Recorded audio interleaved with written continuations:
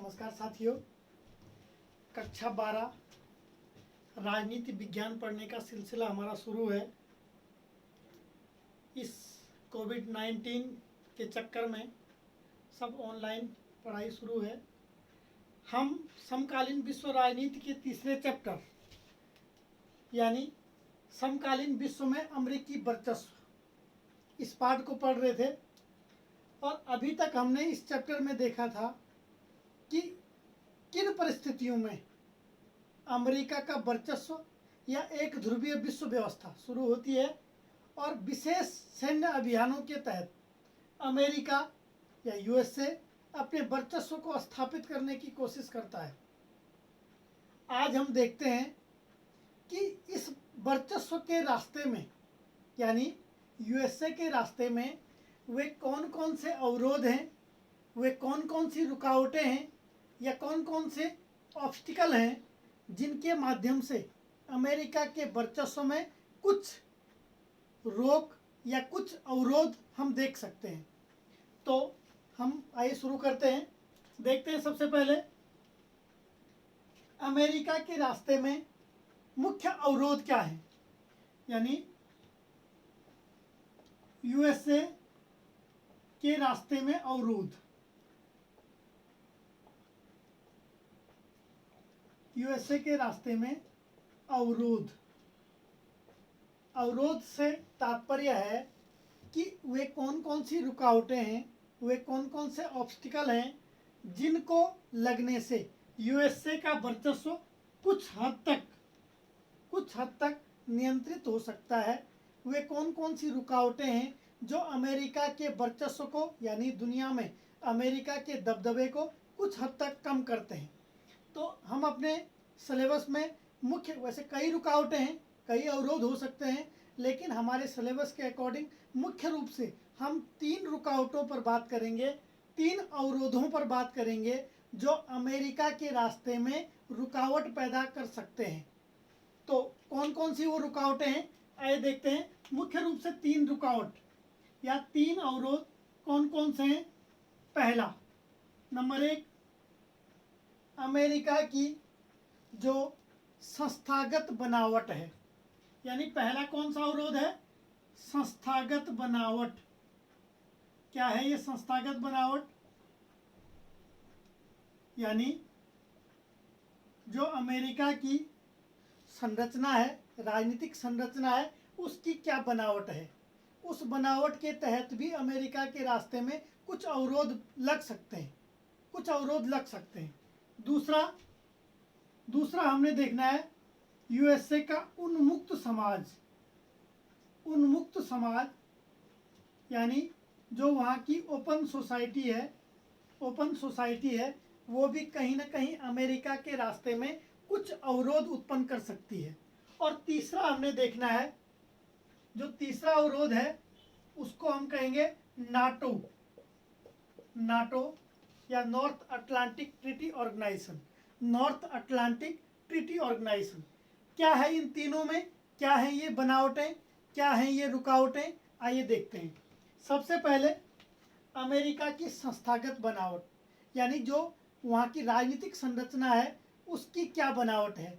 जैसा कि हम सबको पता है कि अमेरिका में शक्ति पृथक्करण पाया जाता है। क्या पाया जाता है? शक्ति पृथक्करण यानी सेपरेशन ऑफ पावर, जहां पर कार्यपालिका, विधायिका और न्यायपालिका तीनों अपने अपने अकॉर्डिंग अलग अलग होती हैं, एक दूसरे से बिल्कुल चेक एंड बैलेंस तो होता है, लेकिन भारत की तरह संसदीय व्यवस्था नहीं है, क्योंकि अमेरिका में शक्ति पृथक्करण है। अमेरिका में प्रेसिडेंशियल फॉर्म ऑफ गवर्नमेंट है, यानी अमेरिका में अध्यक्षीय शासन व्यवस्था पाई जाती है, जहां पर कार्यपालिका और विधायिका बिल्कुल अलग अलग होती है, जैसे भारत की तरह नहीं है। हमारे देश में क्या है?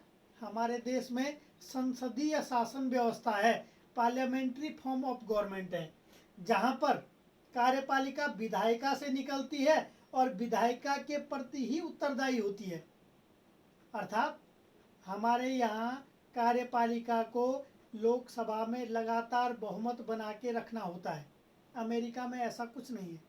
तो अमेरिका में शक्ति पृथक्करण है, और इस शक्ति पृथक्करण में जो राष्ट्रपति होता है, जो वहाँ के राष्ट्रपति होते हैं, वो 4 साल के लिए कई बार किताबों में हम देखते हैं कि अमेरिका का राष्ट्रपति 4 साल का बेताज बादशाह होता है।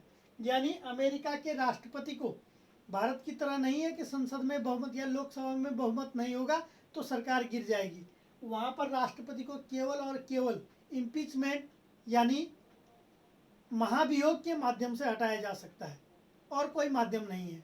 तो वहाँ पर जो राष्ट्रपति होता है वो इतना स्वतंत्र होता है कि हो सकता है कभी ऐसा फैसला ले ले राष्ट्रपति जिससे अमेरिका खुद परेशानी में पड़ जाए। या वियतनाम जैसी समस्या, वियतनाम में क्या हुआ, अमेरिका ने लगातार हस्तक्षेप किया और अंत में बैक होना पड़ा। तो उसी प्रकार का कोई फैसला राष्ट्रपति ले ले, क्योंकि वहाँ पर क्या है, संस्थागत बनावट शक्ति पृथक्करण के आधार पर है। तो ये जो शक्ति पृथक्करण का आधार है, कई बार ऐसे राष्ट्रपति बन जाएंगे जो ऐसे स्वतंत्र फैसले ले लेंगे, और स्वतंत्र फैसलों से अमेरिका खुद ही परेशानी में पड़ सकता है। तो ये एक रुकावट के रूप में, उसकी जो संस्थागत बनावट है, एक रुकावट के रूप में, एक ऑब्स्टिकल के रूप में हम देख सकते हैं। दूसरा, उन्मुक्त समाज। उन्मुक्त समाज या ओपन सोसाइटी। साथियों, जैसा कि आप जानते हैं कि अमेरिका में और भारत में लोकतंत्र सर्वाधिक मजबूत है, और अमेरिका का लोकतंत्र भारत से भी मजबूत है। वहाँ पर जो व्यक्ति को या नागरिकों को जो लिबर्टी मिलती है, जो स्वतंत्रता मिलती है, वो बड़े पैमाने पर है।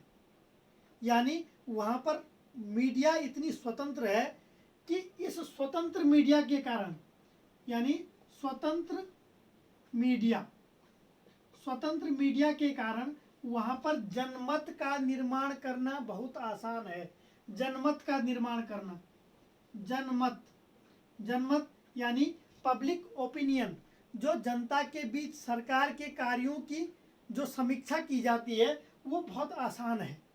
अभी कुछ दिन पहले ही हमने, जब ये कोरोना का संकट चल रहा था, तो कई बार जो अमेरिका के वर्तमान राष्ट्रपति हैं डोनाल्ड ट्रंप, तो उनके जो भी वक्तव्य आए हैं, उनके माध्यम से पूरे अमेरिकी समाज में, पूरे यूएसए के समाज में एक इस प्रकार का एक जनमत बनाया जा रहा था कि अब तक के सबसे मूर्ख राष्ट्रपति हैं। तो इतनी स्वतंत्रता है जनता को बोलने के लिए। तो जो मजबूती है अमेरिका की, वही उसकी कमजोरी भी कभी बन सकती है, क्योंकि सरकार के विरोध में वहाँ पर जनता को भड़काना काफ़ी आसान होगा, क्योंकि मीडिया वहाँ पर व्यापक रूप से स्वतंत्र है, जबकि चाइना में ऐसा नहीं है। चीन और अमेरिका का जो ट्रेड वॉर चल रहा है, जो व्यापार युद्ध चल रहा है, उस व्यापार युद्ध में अमेरिका की स्ट्रेंथ वही स्वतंत्र मीडिया है, और यही स्वतंत्र मीडिया कभी अमेरिका के रास्ते में बड़ा अवरोध भी बन सकती है। तो दूसरा, जो वहाँ का उन्मुक्त समाज है, ओपन सोसाइटी है, जो स्वतंत्रता है, जो लिबर्टी वहाँ आम जनता को है, कहीं ना कहीं वो अमेरिका के रास्ते में एक अवरोध भी बन सकती है, तो दो अवरोध। तीसरा अवरोध, नाटो।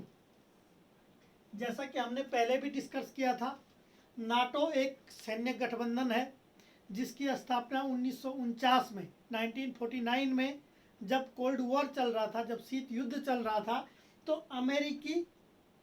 अमेरिका का गठबंधन था, उसके द्वारा इसका निर्माण किया गया था। उस समय इसमें 12 देश थे, धीरे धीरे बढ़कर आज 29-30 देश इसमें हो गए हैं।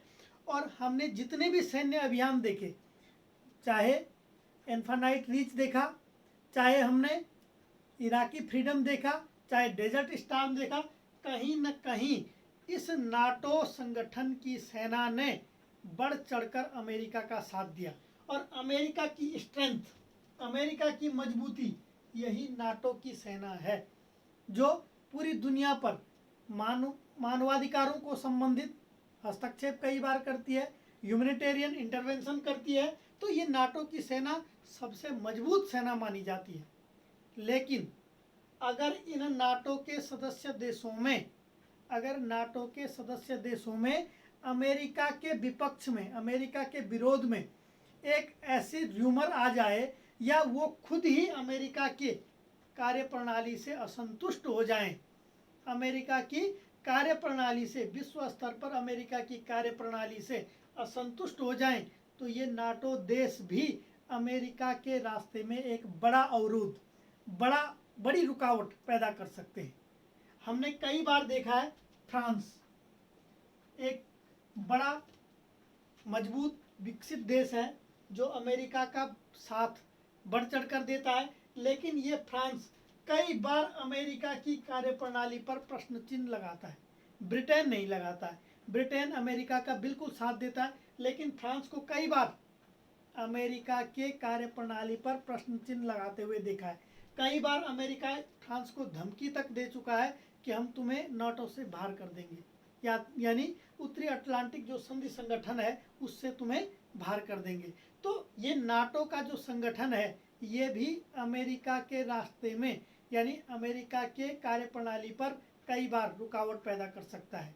तो मुख्य रूप से हमने ये 3 ऑब्स्टिकल देखे, ये 3 अवरोध देखे, ये 3 रुकावटें देखी जो अमेरिका के वर्चस्व के रास्ते में अवरोध पैदा कर सकता है। काफ़ी महत्वपूर्ण प्रश्न है, कई बार बोर्ड परीक्षा में पूछा गया है कि अमेरिका के रास्ते में प्रमुख अवरोध कौन कौन से हैं या अमेरिकी वर्चस्व में कौन कौन सी रुकावटें हैं। तो मुख्य रूप से 3 रुकावटें हैं, संस्थागत बनावट, उन्मुक्त समाज और नाटो, ये 3 मुख्य रुकावटें हैं। आइए अगले टॉपिक पे चलते हैं। इस वर्चस्व का भविष्य क्या होगा? वर्चस्व का भविष्य, वर्चस्व का भविष्य यानी जो अमेरिका की हेजेमनी है, जो वर्तमान में यूएसए की हेजेमनी है, उसका फ्यूचर क्या होगा? हमने कई बार देखा है जो शक्ति का संकेंद्रण है या जो शक्ति का संतुलन है, पावर ऑफ बैलेंस है, वो हमेशा एक स्थान पर नहीं रहता है। अधिकांश समय तक पावर ऑफ बैलेंस यूरोप में रहा। कई बार जो वेस्टफीलिया ट्रीटी थी उसके बाद हमने देखा कि ऑस्ट्रिया, फिर फ्रांस, फिर ब्रिटेन की नौसेना, ये तीनों अलग अलग काल में वर्चस्वधारी रही। हिटलर के टाइम पे कुछ समय के लिए ये शक्ति का केंद्र जर्मनी की तरफ भी जाता हुआ दिखा, और द्वितीय विश्व युद्ध के बाद ये शक्ति का संतुलन सोवियत संघ और यूएसएसआर, सोवियत संघ और यूएसए यानी अमेरिका और रूस के बीच झूलता रहा। और स्टालिन के टाइम पे तो ये झुकने लग गया था सोवियत संघ की तरफ, लेकिन फिर 1991 के बाद, यानी सोवियत संघ विघटन के बाद, शीत युद्ध के अंत के बाद ये पूर्ण रूप से आज अमेरिका की तरफ झुक गया है। लेकिन धीरे धीरे 2010 के बाद अब चीन और अमेरिका में ये शक्ति का संतुलन एक बार फिर से झूलने लग गया है। और देखते हैं भविष्य क्या है। इस कोरोना के बाद, कोरोना जो संकट चल रहा है, अमेरिका की अर्थव्यवस्था चरमरा गई है। आज 70,000 से अधिक लोग आज तक लगभग इस कोरोना संकट से अमेरिका में मृत्यु की ओर पहुंच गए। तो हो सकता है ये संकट कहां तक जाता है। चीन ने अधिकांश रूप से इस पर कंट्रोल कर लिया है, तो कहीं ऐसा न हो कि इस कोविड-19 के बाद शक्ति का संतुलन अमेरिका की तरफ झुक जाए, चीन की तरफ झुक जाए। देखते हैं भविष्य क्या होता, क्योंकि ये शक्ति का संतुलन लगातार परिवर्तित होता जाता है, लगातार परिवर्तित हो रहा है। अगला जो चैप्टर जो हमारा होगा उसमें हम यही देखेंगे कि सत्ता के नए केंद्र क्या क्या होंगे। यानी अमेरिका से अगर वर्चस्व निकलता है, अमेरिका का वर्चस्व अगर समाप्त होता है, तो हो सकता है भविष्य में वे कौन कौन से शक्ति के केंद्र होंगे, वे कौन कौन से शक्ति के केंद्र होंगे जो आने वाले समय में शक्ति को अपनी तरफ, यानी पावर ऑफ बैलेंस को अपनी तरफ झुका सकते हैं। देखते हैं अगले चैप्टर में हम देखेंगे। उससे पहले एक छोटा टॉपिक और हमारा रहेगा, भारत अमेरिका संबंध, यानी यूएसए और इंडिया के संबंध क्या रहे।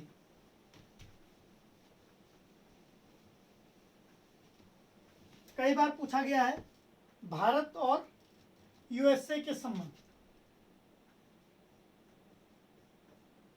भारत यूएसए संबंध, यानी भारत अमेरिका के संबंध। जैसा कि हमने पहले भी बताया है कि भारत जब आज़ाद हुआ तो भारत ने गुटनिरपेक्षता की नीति अपनाई जो अमेरिका को पसंद नहीं थी। अमेरिका चाहता था कि भारत लगातार अमेरिका के पक्ष में रहे, जबकि प्रथम जो हमारे प्रधानमंत्री थे जवाहरलाल नेहरू जी एक समाजवादी विचारधारा से प्रभावित थे और लोकतांत्रिक समाजवाद में प्रबल विश्वास करते थे। तो उन्होंने गुटनिरपेक्षता की नीति अपनाई।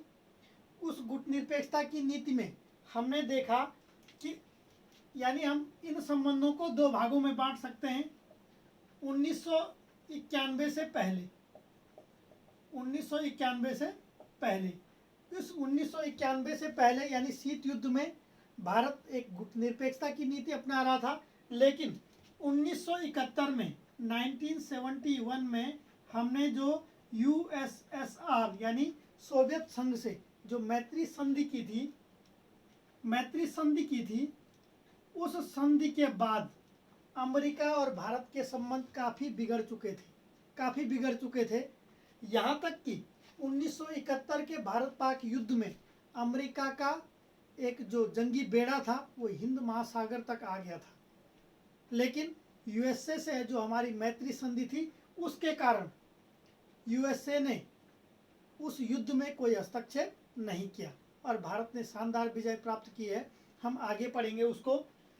इसके बाद 1974 में 1974 में जब हमने परमाणु परीक्षण किया, पहली बार हमने परमाणु परीक्षण किया था।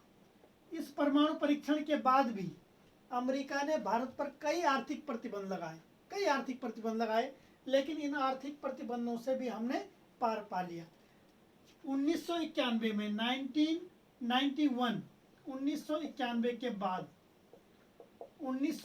के बाद शीत युद्ध समाप्त हो गया। भारत ने भी अपनी अर्थव्यवस्था को उदारीकरण की ओर बढ़ाया और उदारीकरण की ओर बढ़ाकर हम भी वैश्वीकरण के साथ जुड़ गए। इसके बाद अमेरिका और भारत के संबंधों में लगातार परिवर्तन आया और आज ये स्थिति है कि भारत अमेरिका का एक सबसे निकटस्थ मित्र है। उसके कई कारण हैं। पहला, लोकतंत्र।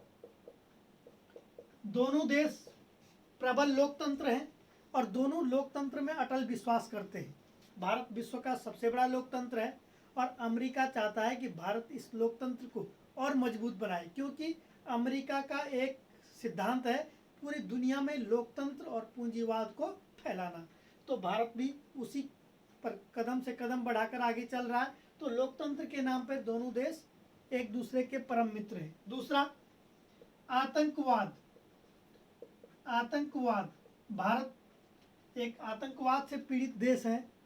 अमेरिका भी 9/11 की बड़ी घटना के बाद आतंकवाद से पीड़ित देश है। इस आतंकवाद के नाम पर दोनों देश एक दूसरे का सहयोग करते हैं। तीसरा, सुरक्षा परिषद। अभी हमने सुरक्षा परिषद नहीं देखा। यूएनओ का सबसे महत्वपूर्ण अंग सिक्योरिटी काउंसिल है, जहां पर 5 अस्थायी सदस्य हैं। भारत की मांग लगातार सुरक्षा परिषद में अस्थायी सदस्य बनने की है और अमेरिका भारत की इस मांग को लगातार समर्थन देता है। तो भारत और अमेरिका सुरक्षा परिषद में अस्थायी सदस्यता के लिए दोनों एक दूसरे के साथ जुड़े हुए हैं। इसके अलावा NSG यानी न्यूक्लियर सप्लायर जो ग्रुप है, जो नाभिकीय सप्लायर ग्रुप है, उसमें भी भारत लगातार अपनी एंट्री चाहता है। लगातार भारत इस NSG ग्रुप में प्रवेश चाहता है और इस प्रवेश को अमेरिका लगातार समर्थन भी देता है। तो भारत और अमेरिका दोनों इन दोनों मुद्दों पे लगातार एक दूसरे का सहयोग करते हैं। और वर्तमान समय में जो भारत के प्रधानमंत्री हैं नरेंद्र मोदी जी और जो वर्तमान समय में अमेरिका के राष्ट्रपति डोनाल्ड ट्रंप, दोनों व्यक्तिगत रूप से भी एक दूसरे की परम मित्रता की ओर आगे बढ़े हैं।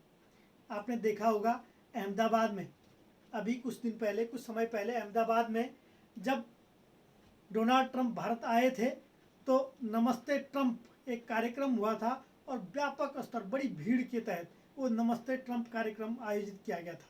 उसी प्रकार से उससे पहले मोदी जी जब, हमारे प्रधानमंत्री जब अमेरिका गए थे, यूएसए गए थे, तो वहाँ पर भी हाउडी मोदी कार्यक्रम के तहत एक बड़ी भीड़ आयोजित की गई थी। तो इन दोनों घटनाओं से, इन दोनों कार्यक्रमों से ये लगता है कि भारत और अमेरिका वर्तमान समय में एक अच्छे मित्र हैं।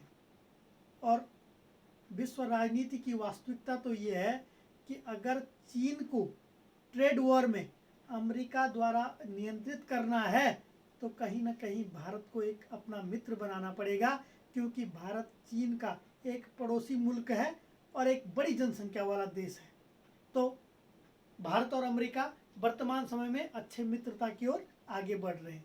यहाँ पर हमारा ये तीसरा चैप्टर जो समकालीन विश्व में अमेरिकी वर्चस्व था वो समाप्त होता है। इसके बाद जो चौथा हमारा चैप्टर होगा उसको हम पढ़ेंगे सत्ता के वैकल्पिक केंद्र, यानी अमेरिका को अगर चुनौती देनी है तो कौन कौन से वो वैकल्पिक केंद्र हो सकते हैं।